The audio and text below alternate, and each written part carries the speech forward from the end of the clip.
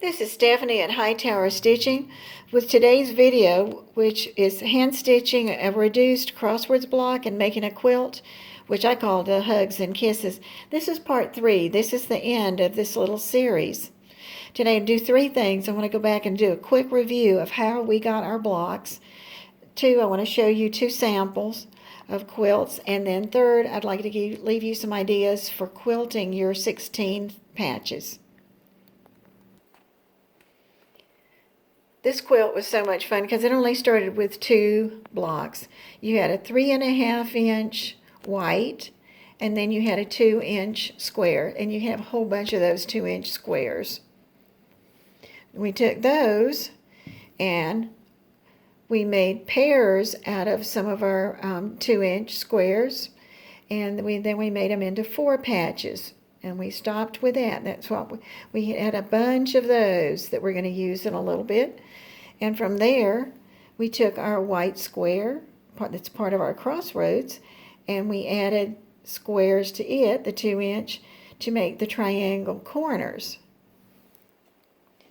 And finally, we put together these great blocks. Here's one of those 4 patch sections and one of the 4 patches. And then here's a triangle on that white, and this is part of your Crossroads right here. And so it was a lot of cutting up front, and it was a lot of sewing and sewing it together. But by hand sewing it or being very careful on the sewing machine, you were able to get these center points and where these triangles came together really well. Here's one of the pieces I want to share with you because I found it was on the table in one of the rooms, and this was actually that same pattern. I knew I liked it and had made it several times, and this one was totally hand stitched, and you can see the 16 patch and you can see the Crossroads, and on this one you can see the Crossroads. I just did a simple running stitch down the center of each one, and you'll see it's going to be a little different on the next one. And I looked at the back, and I did have a label on this, and it was a 2010. So finding the pattern again was a lot of fun. And this is the quilt that I put together with the pieces we were working on right now. And you can see the Crossroads. This is a nice size lap quilt. And you can see my Crossroads. And this time I did a different pattern and just traveled a little distance from each side and went down. But then I got to the 16 patches, and I thought, I like the orange peel. I said, but do I want to do orange peel in every one of those? I said, wouldn't take many to do really well with that. And what am I going to learn? So I was going to try some other things. And that's what I'll have for you in part 3. I'll just show you those. Now this one, it said you could use 1.5 inch border, and I used the red maroon at a 2.5 because I just wanted it to block up all of those colors.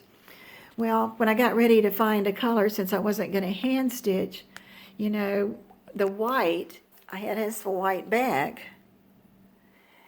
and when you do that on the machine, lots of times it'll pull that color up.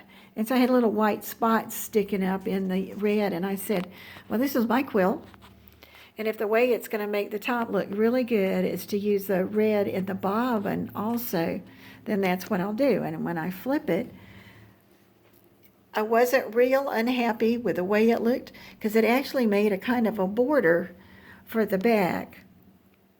And then I did a border for the outside piece. This is 3.5 inches on that part. And you know, I like to think that the back side of the quilt can be just like another quilt, or that when you turn it over and you look at it, there's some more frosting on this cake. And you can see that the red really didn't interfere because I had another border out there.